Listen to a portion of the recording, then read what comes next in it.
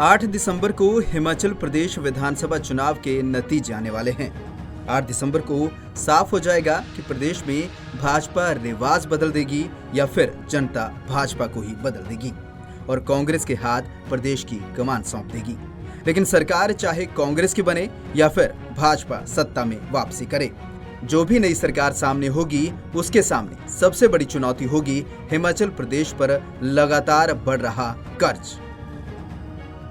हिमाचल प्रदेश पर कर्ज का बोझ साल दर साल बढ़ता जा रहा है, जो अब बढ़ते बढ़ते 68,000 करोड़ से ज्यादा का हो गया है।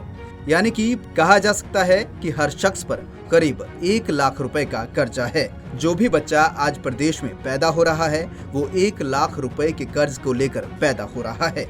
तो वहीं सरकार है कि दूसरे तीसरे महीने नया कर्ज उठाने में लग जाती है।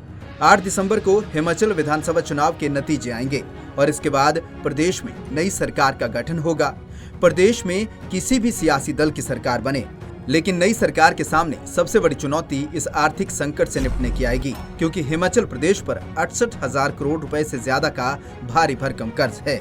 यहाँ पर बता दें कि किसी भी राज्य के लिए कर्ज लेना कोई बुरी बात नहीं है, लेकिन जब प्रिंसिपल अमाउंट चुकाने के लिए भी कर्ज लेना पड़े तो स्थिति चिंताजनक हो जाती है और हिमाचल प्रदेश में भी ऐसे ही हालात पैदा हो गए हैं, जिसके चलते प्रदेश की आने वाली सरकार की मुश्किलें कम नहीं हैं। हिमाचल प्रदेश पर इस समय कर्ज का कुल भार लगभग 68,000 करोड़ रुपए का है। 5 साल पहले जब वीरभद्र सिंह के नेतृत्व वाली सरकार सत्ता से हटी थी तो हिमाचल प्रदेश पर कर्ज का बोझ 47,906 करोड़ रुपए था। उससे पहले जब प्रेम कुमार धूमल के नेतृत्व वाली भाजपा सरकार ने 2012 में सत्ता छोड़ी थी तो हिमाचल प्रदेश पर 28,760 करोड़ रुपए का कर्ज था। 10 साल में हिमाचल प्रदेश पर दोगुने से काफी ज्यादा का कर्ज हो गया है। यानी 10 साल में हिमाचल प्रदेश पर 36,000 करोड़ रुपए से अधिक का कर्ज बढ़ गया। और अब स्थिति और चिंताजनक इसलिए है कि हिमाचल सरकार ने नए वेतन आयोग को लागू कर दिया है। सरकारी कर्मियों को एरियर देना है और पेंशन्स को भी बढ़ी हुई पेंशन हर महीने देय है। ऐसे में कहा जा सकता है कि आने वाले 5 साल में ही ये कर्ज 1 लाख करोड़ रुपए से पार हो जाएगा। हिमाचल प्रदेश के बजट का एक बड़ा हिस्सा सरकारी कर्मियों के वेतन व पेंशन पर खर्च होता है। कुल बजट में से सरकारी कर्मियों के वेतन पर 25.31%, पेंशन पर 14.11%, कर्ज के ब्याज की अदायगी पर 10% और कर्ज की अदायगी पर 6.64% खर्च होता है। इसके बाद सरकार के पास विकास कार्यों के लिए महज 43.94% बजट ही बचता है और इस वक्त प्रदेश के कर्मचारी ओपीएस की मांग भी कर रहे हैं। ऐसे में नई सरकार अगर कांग्रेस की आती है तो वो किस तरह से इस कर्ज की स्थिति से निपटेगी, इस पर कांग्रेस उपाध्यक्ष नरेश चौहान का कहना है कि प्रदेश में कांग्रेस सरकार बनने पर आय बढ़ने के साथ साथ पर्यटन बढ़ाने पर जोर दिया जाएगा, फिजूल खर्ची पर कटौती की जाएगी। कांग्रेस उपाध्यक्ष का कहना है कि कांग्रेस के पास अच्छे अर्थशास्त्री हैं और सरकार चलाने का अनुभव भी। प्रदेश और केंद्र की भाजपा सरकार पर निशाना साधते हुए नरेश चौहान ने कहा कि जयराम सरकार ने प्रदेश को कर्ज के बोझ तले दबा दिया है। जयराम सरकार अनुभवहीन रही, जिससे वो कर्ज ही लेती रही। 5 साल में केंद्र की डबल इंजन की सरकार होते हुए भी प्रदेश को कोई मदद नहीं मिली और सरकार कर्ज लेकर काम चलाती रही।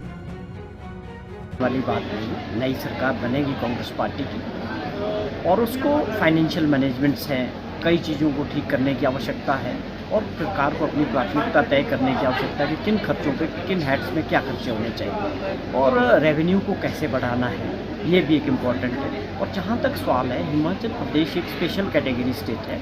हमारे जो भी मदद मिलती है वो 90 और 10 की रेशो में मिलती है, तो विकास को रुकने नहीं दिया जाएगा और हमारे सरकार बनते ही एक प्राथमिकता होगी कि किस प्रकार से इसको जो है पटरी पे लाना है, जो विकास की दृष्टि से भी है और जो फाइनेंशियल मैनेजमेंट से इसके लिए काम करेंगे।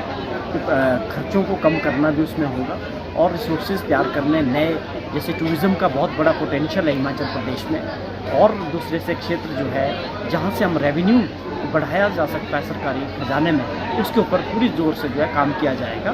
तो ये ठीक है कि कर्जा बहुत बड़ा छोड़ के जो है ये जा रहे हैं। पिछले 5 सालों में जो है भाजपा की सरकार ने तकरीबन 25,000 करोड़ रुपये से ऊपर का कर्जा जो है और बढ़ाया है।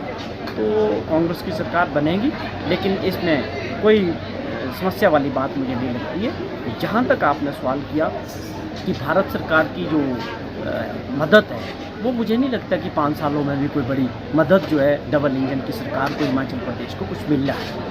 लेकिन जो कुछ मिलता है वो राज्यों का अपना एक हक होता है, अपना एक शेयर होता है, वो भारत सरकार से मिलेगा। चाहे वो जीएसटी की बात करें, इनकम टैक्स में बात करें, वो हमारा राज्यों का जो शेयर होता है वो मिलता है, वो अब आगे भी मिलेगा। ये ज़रूर इम्पॉर्टेंट है कि हम कुछ रिसोर्सेज और बढ़ाने का प्रयास। कांग्रेस उपाध्यक्ष नरेश चौहान का साफ कहना है कि प्रदेश में कांग्रेस सरकार बनेगी और प्रदेश के ऊपर बढ़े हुए कर्ज से निपटने के लिए आय के साधन बढ़ाए जाएंगे, पर्यटन को बढ़ावा दिया जाएगा और फिजूल खर्ची पर कटौती की जाएगी।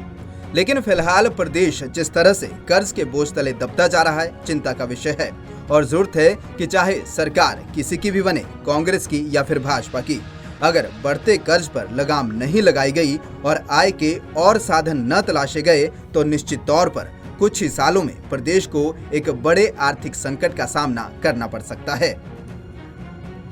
पंजाब केसरी टीवी के लिए शिमला से अली के साथ न्यूज़ डेस्क रिपोर्ट।